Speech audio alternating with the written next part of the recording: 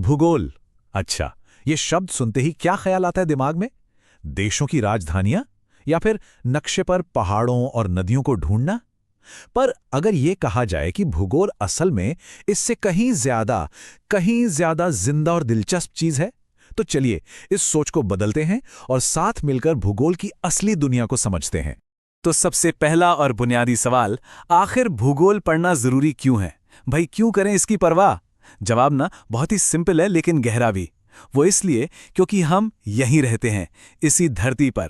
हमारा हर एक पल, जो हम खाते हैं, जो हम पहनते हैं, यहाँ तक कि जैसा हम सोचते हैं, सब कुछ हमारे आसपास के माहौल से जुड़ा हुआ है।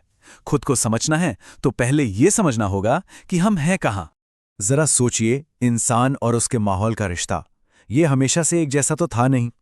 एक जमाना था जब आदिम समाज सीधे सीधे प्रकृति पर निर्भर था। जो जंगल से मिला उसी से गुजारा हो गया। लेकिन आज का आधुनिक समाज, आज तो कहानी बिल्कुल अलग है। हम टेक्नोलॉजी का इस्तेमाल करके जमीन, मिट्टी, पानी से अपनी जरूरतें पूरी करते हैं। हम पर्यावरण को अपनी सहूलियत के हिसाब से बदलते हैं। और पता है, यही जो बदलाव है ना, इसी ने भूगोल को आज के जमाने में और भी जरूरी बना दिया है। तो ठीक है, अगर भूगोल सिर्फ मैप्स और कैपिटल सिटीज रटना नहीं है, तो फिर आखिर ये है क्या? देखिए, ये कोई बोरिंग सूखी फैक्ट्स की लिस्ट बिल्कुल नहीं है। असल में ये एक कहानी है। एक कहानी कि हमारी ये दुनिया, हमारा ये ग्रह काम कैसे करता है। अच्छा, इस कहानी को समझने के लिए ना थोड़ा पीछे चलते हैं, मतलब इसके नाम की जड़ों तक। ये जो शब्द है ज्योग्राफी, इसे सबसे पहले एक ग्रीक स्कॉलर एरेटोस्थेनेस ने इस्तेमाल किया था। जियो मतलब पृथ्वी और ग्राफोस मतलब वर्णन, तो सीधा सीधा मतलब हुआ पृथ्वी का वर्णन। लेकिन कहानी सिर्फ यहीं खत्म नहीं हो जाती, असल में यहीं से तो शुरू होती है। ये जो लाइनें हैं ना, ये भूगोल के दिल को छू लेती हैं। सोचकर देखिए, ये जो हमारी पृथ्वी है, ये एक बहुत बड़े स्टेज की तरह है, और हम सब इंसान अपने समाज, अपनी टेक्नोलॉजी के साथ इस स्टेज पर अपना अपना ड्रामा कर रहे हैं। तो फिर भूगोल क्या हुआ? भूगोल इसी स्टेज और इस पर चल रहे हमारे ड्रामे के बीच जो कनेक्शन है ना, उसी को समझने का नाम है। लेकिन बात सिर्फ स्टेज को डिस्क्राइब करने की नहीं है, असली मजा तो कहीं और है। भूगोल इससे कई ज्यादा गहरा है। ये असल में उस ड्रामे को, उस कहानी को समझने की कोशिश है जो इस स्टेज पर लगातार पल पल लिखी जा रही है। तो सवाल ये है कि भाई इस ड्रामे को समझे कैसे? ज्योग्राफर्स के पास ना इसके लिए 3 बड़े जरूरी सवाल होते हैं। पहला सवाल है क्या, मतलब इस धरती पर आखिर है क्या क्या? पहाड़, नदियां, शहर, सड़कें, क्या क्या है? दूसरा सवाल कहां? अच्छा, ये जो चीजें हैं ये कहां कहां पर हैं, इनका फैलाव कैसा है? और फिर आता है तीसरा और सबसे जरूरी सवाल, और वो सवाल है क्यों। और यकीन मानिए, यही एक छोटा सा शब्द क्यों भूगोल को सिर्फ चीजों की एक लिस्ट से एक साइंस बना देता है। मतलब पॉइंट सिर्फ ये जानना नहीं है कि कोई चीज कहां है, असली खेल तो ये समझने में है कि भाई वो चीज वहीं पर क्यों है और उसका बाकी सब चीजों से क्या कनेक्शन है। इसे ऐसे समझते हैं, एक ज्योग्राफर सिर्फ ये नहीं देखेगा कि अच्छा इस इलाके में गेहूं उग रहा है और उस इलाके में चावल। वो पूछेगा क्यों, ऐसा क्यों है, और फिर वो इसके पीछे के कारणों में जाएगा। वहाँ की मिट्टी कैसी है, मौसम कैसा है, बाजार में किस चीज़ की डिमांड है, टेक्नोलॉजी क्या है। इन सब के बीच का जो कॉज एंड इफेक्ट वाला रिश्ता है ना, वो उसे समझने की कोशिश करेगा। और यही क्यों सवाल हमें सीधा भूगोल के सेंटर में ले आता है। और वो सेंटर क्या है? वो है इंसान और नेचर के बीच की लगातार चलती बातचीत। और हाँ, ये कोई वन वे ट्रैफिक नहीं है। मतलब सिर्फ ये नहीं कि नेचर हम पर असर डालती है, बल्कि ये भी है कि हम इंसान नेचर पर अपनी छाप कैसे छोड़ते हैं। ये जो पंक्तियां हैं ना, ये इस बातचीत को, इस रिश्ते को बहुत खूबसूरती से बताती हैं। प्रकृति ने हमें मिट्टी दी, हमने उससे कप बना लिया। उसने रात दी तो हमने दिया जला लिया। उसने हमें जंगल दिए तो हमने खूबसूरत बाग बगीचे बना लिए। ये कोई लड़ाई नहीं है, ये तो एक क्रिएटिव पार्टनरशिप है, एक डांस जो सदियों से चला आ रहा है। और इसी लेन देन से ना 2 बड़े मजेदार आइडियाज निकल कर आते हैं। एक है मानवीकृत प्रकृति। ये वो सारे निशान हैं जो हम इंसानों ने धरती पर छोड़े हैं, हमारे शहर, हमारी सड़कें, हमारे खेत, ये सब। और दूसरा है प्राकृतिकृत मानव। इसका मतलब है कि नेचर ने हमें कैसे शेप दिया है, हमारा खाना, हमारे कपड़े, हमारे घर, सब कुछ। एक तरह से हम दोनों एक दूसरे की परछाई हैं, एक दूसरे से पूरी तरह से जुड़े हुए हैं। इस पूरे रिश्ते में ना जो सबसे बड़ा गेम चेंजर रहा है वो है टेक्नोलॉजी। टेक्नोलॉजी ने हमें नेचर की कई बंदिशों से एक तरह से आज़ाद कर दिया है। इसने हमें ज़रूरत के स्टेज से निकालकर संभावनाओं की दुनिया में ला खड़ा किया है। अब हम सिर्फ सर्वाइव करने के लिए मजबूर नहीं हैं, बल्कि हम अपनी दुनिया को अपनी मर्जी से शेप देने के लिए आज़ाद हैं। तो कुल मिलाकर बात क्या है? पहली बात, भूगोल सिर्फ नक्शे नहीं, बल्कि एक साइंस है जो सब कुछ जोड़ता है। ये इंसान और नेचर के बीच के रिश्ते को समझने का तरीका है। ये हमें क्यों का जवाब देता है। और सबसे बड़ी बात, ये हमें सिखाता है कि हम अपने आसपास की डाइवर्सिटी, जो ये इतनी सारी अलग अलग चीज़ें हैं, उनकी कद्र करें। तो अगली बार जब भी हम अपने आसपास की दुनिया को देखें तो एक बात याद रखनी चाहिए, हम सिर्फ किसी जमीन के टुकड़े पर नहीं खड़े हैं, हम एक स्टेज पर हैं और हम सब मिलकर इस प्लैनेट की कहानी लिख रहे हैं। तो सवाल सिर्फ एक है, हमारी कहानी का अगला चैप्टर क्या होगा? तो चलिए बात करते हैं भूगोल के। अच्छा, भूगोल ये शब्द सुनते ही सबसे पहले दिमाग में क्या आता है? शायद दुनिया के नक्शे, देश और उनकी राजधानियां, है ना? पर क्या भूगोल का मतलब सिर्फ जगहों के नाम रटना ही है? आज हम इसी आम धारणा को थोड़ा चुनौती देंगे और देखेंगे कि ये विषय असल में कितना गहरा और दिलचस्प है। ज़्यादातर लोगों के लिए तो स्कूल के वो दिन याद आ जाते हैं ना, जब पहाड़ों, नदियों और राज्यों के लंबे लंबे लिस्टें रटनी पड़ती थीं। ज़्यादातर लोगों के लिए भूगोल का अनुभव कुछ ऐसा ही होता है। लेकिन असल में बात इससे कहीं ज्यादा गहरी है। देखिए, भूगोल सिर्फ ये नहीं बताता कि क्या कहाँ है, बल्कि वो तो उस क्यों का जवाब देता है। मतलब कोई चीज किसी जगह पर आखिर है तो क्यों है, और उसका आसपास की दुनिया पर क्या असर पड़ रहा है। तो इसका सबसे पहला और कह सकते हैं सबसे जरूरी पहलू है इसका रोल एक ग्रेट इंटीग्रेटर का, मतलब एक महान संयोजक। अब इसका मतलब क्या हुआ? इसका मतलब यह है कि भूगोल कोई अकेला आइसोलेशन में पढ़ा जाने वाला सब्जेक्ट नहीं है, बल्कि ये तो कई अलग अलग विज्ञानों को आपस में जोड़ने वाला एक पुल जैसा है। तो फिर इसकी असली परिभाषा क्या बनती है? चलिए इसे बिल्कुल आसान शब्दों में समझते हैं। भूगोल असल में किसी भी जगह पर मौजूद, चाहे वो प्राकृतिक चीजें हों या इंसानों की बनाई हुई, उनके बीच का जो कनेक्शन है ना, उसकी पढ़ाई करता है। ये वो विज्ञान है जो ये समझने की कोशिश करता है कि भाई एक जगह पर जो भी अलग अलग घटनाएं हो रही हैं, वो एक दूसरे से जुड़ी कैसे हैं। और यही बात इसे इतना खास बना देती है। देखिए, ये एक तरफ तो नेचुरल साइंसेस जैसे कि मौसम विज्ञान या भूविज्ञान, और दूसरी तरफ सोशल साइंसेस जैसे कि इतिहास और अर्थशास्त्र, इन दोनों को जोड़ता है। और जब ये सब एक साथ मिलते हैं तभी तो दुनिया की पूरी और सही तस्वीर सामने आती है। और ये सब होता है एक बहुत ही अनोखे नजरिए से, जिसे कहते हैं स्पेशियल पर्सपेक्टिव, यानी कि स्थानिक परिप्रेक्ष्य। इसका सीधा सा मतलब है हर चीज को उसकी लोकेशन, उसकी जगह के हिसाब से देखना। अरे कोई घटना कहाँ हो रही है, ये बात उस घटना के मायने ही पूरी तरह से बदल सकती है। और यही नजरिया इतिहास को समझने में तो कमाल का काम करता है। और यहीं से हम इसके सबसे दिलचस्प पहलू पर आते हैं कि कैसे भूगोल यानी कि ज्योग्राफी हमारे इतिहास को लिखती है, उसे आकार देती है। यकीन मानिए, किसी देश की जमीन, उसके पहाड़, उसकी नदियां, ये सब उसकी तकदीर तय करने में एक बहुत बड़ा रोल निभाते हैं। इस बात को ना ये एक लाइन बहुत अच्छे से समझाती है। हर ऐतिहासिक घटना की व्याख्या भौगोलिक रूप से की जा सकती है। मतलब साफ है, इतिहास कोई हवा में नहीं लिखा जाता, वो जमीन पर घटता है और वो जमीन ही उस इतिहास को एक शक्ल देती है। एक मिसाल से समझते हैं। सोचिए, डिफेंस में स्थानिक गहराई या स्पेशल डेप्थ का क्या रोल होता है।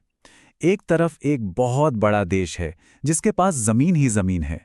वो दुश्मन को अंदर आने देकर खुद थोड़ा पीछे हटकर दुश्मन की सप्लाई लाइनों को लंबा खींच सकता है और इस तरह से वक्त हासिल कर सकता है। वहीं दूसरी तरफ एक आइलैंड देश है जो चारों तरफ से समुद्र से घिरा है।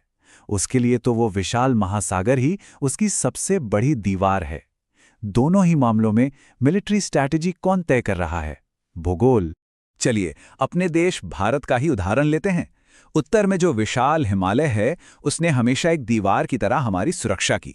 लेकिन इन्हीं पहाड़ों के बीच जो दर्रे थे, उन्होंने ही तो मध्य एशिया से आने वाले प्रवासियों और आक्रमणकारियों को रास्ता भी दिया। और फिर हमारी जो इतनी लंबी समुद्री तट रेखा है, उसने हमें एशिया, यूरोप और अफ्रीका के साथ व्यापार और संपर्क बनाने में मदद की। और एक दिलचस्प बात यह भी है कि टेक्नोलॉजी भूगोल के असर को और बढ़ा सकती है। जैसे जब नेविगेशन टेक्नोलॉजी बेहतर हुई तो यूरोपीय शक्तियों के लिए वो विशाल महासागर जो कभी एक रुकावट थे, वो रास्ते बन गए। और इसी का फायदा उठाकर उन्होंने एशिया और अफ्रीका के कई हिस्सों पर कब्जा कर लिया। तो इससे क्या साबित होता है? यही कि टेक्नोलॉजी ने भूगोल को खत्म नहीं किया, बल्कि उसका इस्तेमाल करने का तरीका हमेशा के लिए बदल दिया। लेकिन रुकिए, कहानी यहीं खत्म नहीं होती। भूगोल में एक और भी गहरा कॉन्सेप्ट है, चौथा आयाम। अरे ये सिर्फ 3 डायमेंशन, लंबाई, चौड़ाई और ऊंचाई की बात नहीं करता। इसमें एक चौथा और शायद सबसे जरूरी आयाम भी है, और वो है समय। अच्छा, एक सीधा सा सवाल पूछते हैं। 2 शहर एक दूसरे से कितनी दूर हैं? सुनने में तो बहुत आसान लगता है ना? पर इसका जवाब उतना सीधा है नहीं। तो एक जवाब तो ये हो सकता है कि भाई वो शहर 1500 किलोमीटर दूर हैं। ये दूरी हुई स्पेस में, यानी जगह में। लेकिन एक दूसरा जवाब ये भी तो हो सकता है कि अरे वो प्लेन से सिर्फ 2 घंटे दूर है, या फिर ट्रेन से 17 घंटे। अब ये दूरी समय में है, तो देखा, हम स्पेस को टाइम में और टाइम को स्पेस में नाप सकते हैं। और बस इसीलिए समय यानी कि टाइम ज्योग्राफिकल स्टडीज का एक बहुत जरूरी हिस्सा है। अरे किसी भी जगह के पहाड़, वहाँ की जलवायु, वहाँ की इकोनॉमी, कल्चर, कुछ भी तो स्थिर नहीं है ना। सब कुछ समय के साथ बदलता है, और इस बदलाव को समझे बिना उस जगह की पूरी कहानी समझी ही नहीं जा सकती। तो फिर इन सब बातों का मतलब क्या निकलता है? मतलब यह है कि भूगोल हमें दुनिया को देखने का एक बिल्कुल नया चश्मा देता है, एक नया नजरिया। ये सिर्फ नक्शे और जगहों के नाम रटना नहीं है। ये एक लेंस की तरह है, एक ऐसा लेंस जिसके जरिए हम अपनी इस आपस में जुड़ी हुई दुनिया को बेहतर समझ सकते हैं। ये हमें दिखाता है कि कैसे जमीन, जलवायु, रिसोर्सेज और हम इंसान सब एक दूसरे पर असर डालकर इस दुनिया को वो शक्ल देते हैं जिसमें हम आज रहते हैं। तो अगली बार जब अपने आसपास की दुनिया को देखें तो जरा ये सोचिएगा, वो कौन सी अदृश्य यानी कि इनविजिबल ज्योग्राफिकल ताकतें हैं जो हमारी इस दुनिया को, हमारे समाज को आकार दे रही हैं। किसी शहर की बसावट कैसी है, वहाँ क्या खाया पिया जाता है, लोगों को कैसे मौके मिलते हैं। यकीन मानिए, इन सब के पीछे भूगोल की एक छिपी हुई कहानी जरूर मिलेगी। कभी सोचा है कि दुनिया के कुछ हिस्से इतने अमीर क्यों हैं और कुछ इतने गरीब? या फिर ये ज्वालामुखी आखिर कहाँ और क्यों फटते हैं? इन सारे सवालों के जवाब पता है कहाँ छिपे हैं? भूगोल में। तो आज हम सिर्फ नक्शों से कहीं आगे बढ़ेंगे और पता लगाएंगे कि ये भूगोल असल में है क्या चीज। तो चलिए सीधे मुद्दे पर ही आते हैं। जैसे ही कोई भूगोल या ज्योग्राफी शब्द बोलता है, दिमाग में सबसे पहली तस्वीर क्या बनती है? ईमानदारी से सोचिएगा। मुझे यकीन है ज्यादातर लोगों के दिमाग में नक्शे, देश और उनकी राजधानियां ही आई होंगी। और देखिए, इसमें कुछ गलत भी नहीं है, लेकिन ये तो बस कहानी की शुरुआत है। असल में भूगोल सिर्फ क्या और कहाँ का सवाल नहीं है, ये तो क्यों और कैसे की पड़ताल है। समझिए कि ये एक जासूसी कहानी की तरह है जो हमारी दुनिया को बनाने वाले अलग अलग सुरागों को एक साथ जोड़ती है। तो फिर तैयार हो जाइए, हम नक्शों की दुनिया से बहुत आगे जाने वाले हैं और ये पता लगाने वाले हैं कि जो भूगोल के जानकार होते हैं, यानी ज्योग्राफर्स, वो असल में हमारी इस दुनिया को देखते और समझते कैसे हैं। आप देखिए, किसी भी अच्छे जासूस की तरह ज्योग्राफर्स के पास भी दुनिया की छानबीन करने के लिए अपने खास टूल्स होते हैं। उनके पास ना 2 मेन लेंस या कह लीजिए 2 नजरिए हैं जिनका इस्तेमाल वो हमारी पृथ्वी के रहस्यों को सुलझाने के लिए करते हैं। अच्छा, चलिए इसे और आसान बनाते हैं। पहला है सिस्टमैटिक अप्रोच, यानी क्रमबद्ध दृष्टिकोण। सोचिए कि एक बॉटनिस्ट है जो पूरी दुनिया में घूम घूम कर सिर्फ और सिर्फ ओक के पेड़ों पर रिसर्च कर रहा है, बस ओक के पेड़। और दूसरा है रीजनल अप्रोच, यानी प्रादेशिक दृष्टिकोण। अब सोचिए कि वही बॉटनिस्ट अमेज़न के जंगल के एक खास हिस्से में जाता है और वहां के हर एक पेड़, हर जानवर, हर नदी और इंसानी बस्तियों, मतलब हर चीज की स्टडी करता है। तो एक हुआ स्पेशलिस्ट वाला नजरिया और दूसरा हुआ एक होलिस्टिक यानी समग्र नजरिया। बस यही है इन दोनों में मेन फर्क। ये जो स्पेशलिस्ट वाला नजरिया है ना, जिसे सिस्टमैटिक अप्रोच कहते हैं, ये कोई नया आइडिया नहीं है। इसे पॉपुलर बनाया था 19वीं सदी के एक बहुत बड़े एडवेंचरर और साइंटिस्ट अलेक्जेंडर वॉन हम्बोल्ट ने। उनका मानना था कि दुनिया भर की घटनाओं को एक साथ जोड़कर देखने से ही असली पैटर्न समझ में आते हैं। अब कहानी में एक ट्विस्ट है। कहते हैं ना, हर महान विचारक का एक कॉम्पिटिटर होता है, और हम्बोल्ट के लिए वो थे कार्ल रिटर। रिटर का सोचने का तरीका बिल्कुल अलग था। उन्होंने रीजनल अप्रोच की वकालत की। उनका तर्क था कि किसी भी जगह को अगर सच में समझना है तो वहां की हर एक दूसरे से जुड़ी हुई चीज को एक साथ स्टडी करना होगा, न कि सिर्फ किसी एक चीज को। ठीक है, तो चलिए पहले हम वोल्ट के स्पेशलिस्ट वाले लेंस से दुनिया को देखते हैं। अब हम ये समझेंगे कि ये जो सिस्टमैटिक अप्रोच है ये किन किन टुकड़ों से मिलकर बना है। इस अप्रोच को ना एक ऐसे मंदिर की तरह समझिए जो 3 बड़े बड़े पिलर्स पर खड़ा है। पहला पिलर है फिजिकल ज्योग्राफी, मतलब हमारी पृथ्वी। दूसरा है ह्यूमन ज्योग्राफी, मतलब इस ग्रह पर रहने वाले हम इंसान। और तीसरा है बायो ज्योग्राफी, वो जगह जहां पृथ्वी और इंसान मिलते हैं। तो चलिए एक एक करके इन तीनों पिलर्स को देखते हैं। तो सबसे पहले फिजिकल ज्योग्राफी, ये हमारे प्लैनेट का कह लीजिए इंजन रूम है। इसमें हम पहाड़ों के बनने यानी जियोमॉर्फोलॉजी, मौसम के पैटर्न यानी क्लाइमेटोलॉजी, नदियों के बहने यानी हाइड्रोलॉजी और उस मिट्टी की बात करते हैं जिसमें हमारा खाना उगता है। एक तरह से ये पृथ्वी का हार्डवेयर है, वो बेस जिस पर बाकी सब कुछ बना है।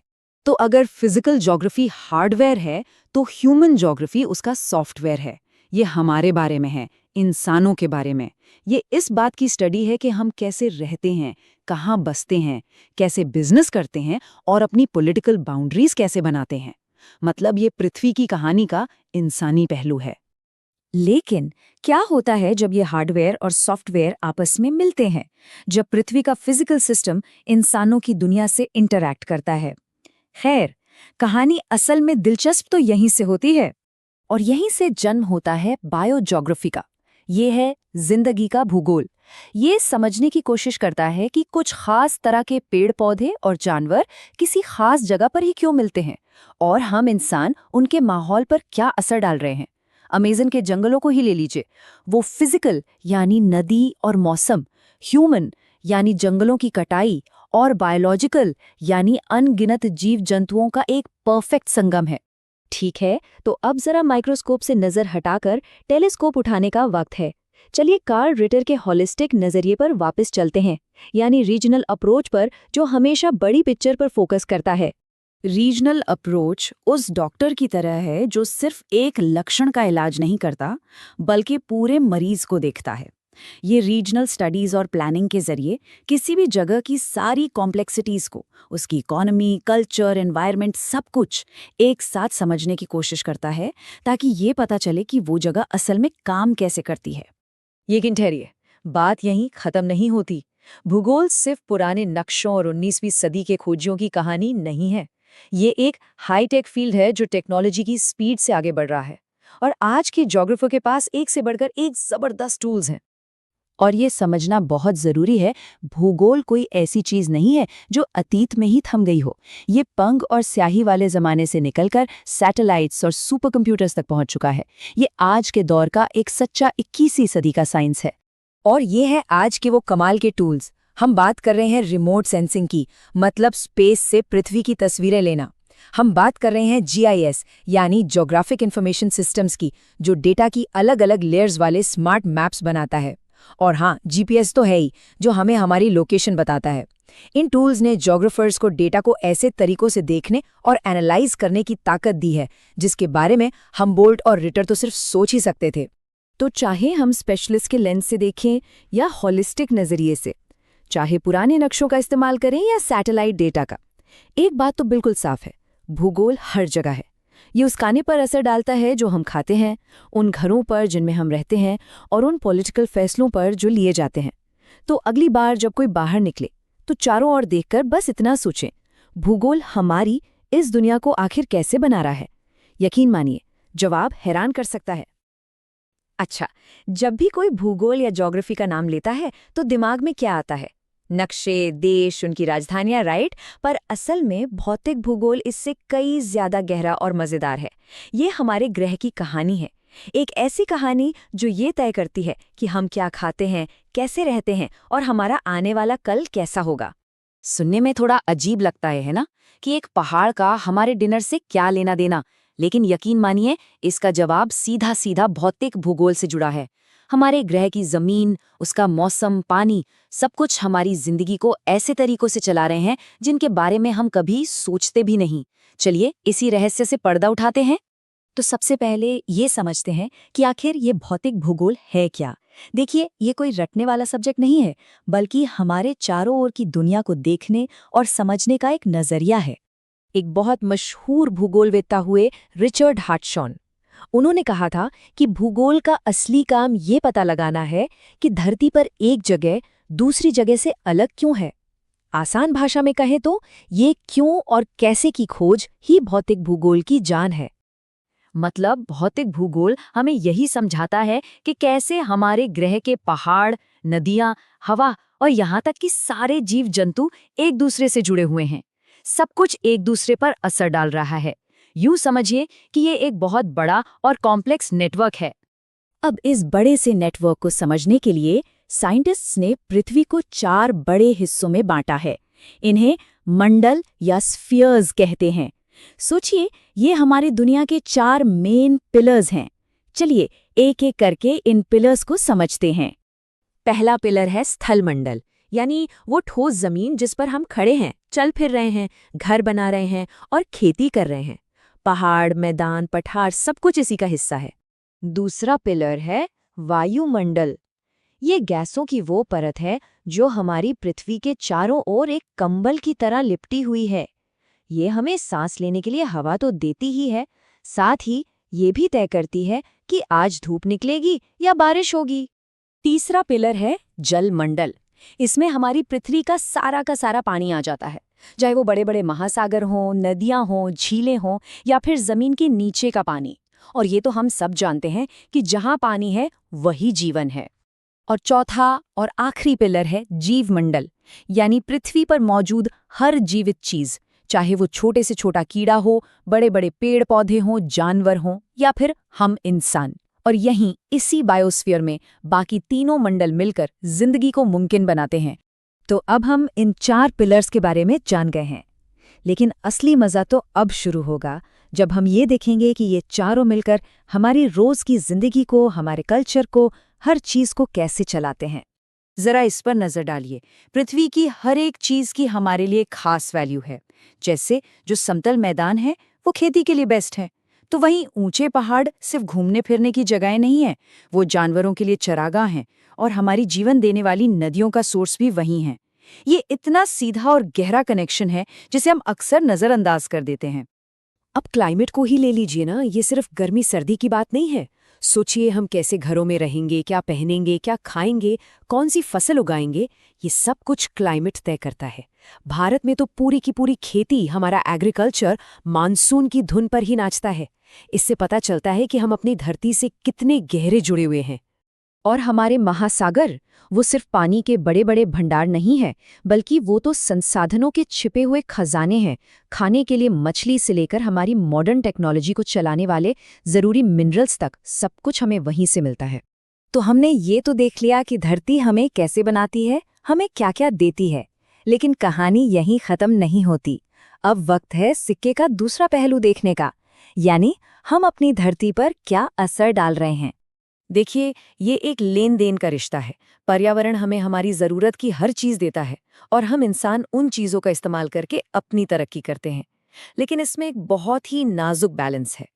और दिक्कत तब शुरू हुई जब टेक्नोलॉजी की मदद से हमने इन संसाधनों का इस्तेमाल बहुत तेज़ी से करना शुरू कर दिया। नतीजा ये कि पूरी दुनिया में नेचर का बैलेंस ही बिगड़ गया है और इसका असर हम सब अपनी रोज़ की ज़िंदगी में महसूस कर रहे हैं। तो फिर इसका सल्यूशन क्या है? जवाब है सतत विकास या सस्टेनेबल डेवलपमेंट। इसका मतलब बहुत सीधा सा है, आज अपनी ज़रूरतें पूरी करो, लेकिन इस तरह से कि आने वाली पीढ़ियों के लिए भी रिसोर्सेज बचे रहें, उनके हक पर कोई समझौता न हो। और यहीं पर भौतिक भूगोल एक हीरो की तरह सामने आता है। अगर हमें सच में एक सस्टेनेबल, एक बेहतर भविष्य बनाना है, तो हमें अपनी धरती को, अपने पर्यावरण को गहराई से समझना ही होगा।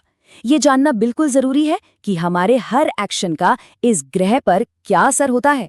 तो ये तो साफ है कि भौतिक भूगोल सिर्फ किताबों में पढ़ने वाला एक सब्जेक्ट नहीं है। ये हमारे वजूद से, हमारे भविष्य से जुड़ा है। अपने ग्रह को समझना तो पहला कदम है, पर असली सवाल ये है कि इस जानकारी का, इस समझ का हम करेंगे क्या? क्योंकि हमारा भविष्य इसी सवाल के जवाब पर टिका है।